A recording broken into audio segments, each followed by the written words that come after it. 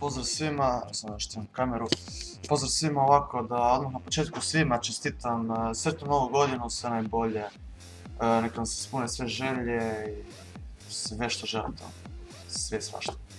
Uglavnom, oprostite mi što vam nisam čestitao 1.1. zato što sam 1.1. spavao i 2.1. spavao i eto, 3.1. je i snimam ovo i eto, samo da znate da sam živ. I uglavnom, napravio sam nedavno, napravio sam nedavno status na stranici moje na Faceu za pozdrave, da mi se javite i da napravite par koraka.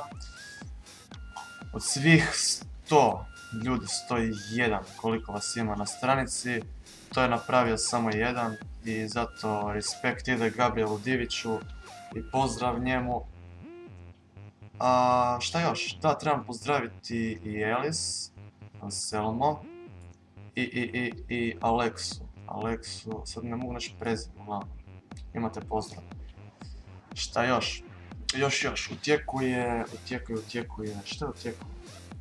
Da, u tijeku je moj projekt koji radim sa nekoliko vlogera, preko 10 dobro. Ne vlogera, nego općenito youtubera sam mislio reći. I radi se o tome da oni to znaju i to je bilo ono, ko želi neka sudjeluje. Znači nisam nikoga tjerao, nego predložio sam i 4 ili 5 youtubera su mi već poslali video s time što su trebali napraviti. Uglavnom, da, poslali su Luka Perić, Vivid Cinema, Amazing Johnny's Wall i Motherfucker. Tako da eto, hvala vam, bit će još, ja mislim, youtubera, trebalo bi. Ali eto, ljudi još su negdje na putu ili šta već, tako da nema problema, samo što prije bi trebalo to predati da složimo i da uploadamo. Ako vas zanima što je taj projekt, čemu se radi, evo, subscribeajte se i čekajte da izađe taj projekt jer neće još dugo biti neizbačen, to znači da će biti još malo izbačen, nego je. Uglavnom, to je bilo to.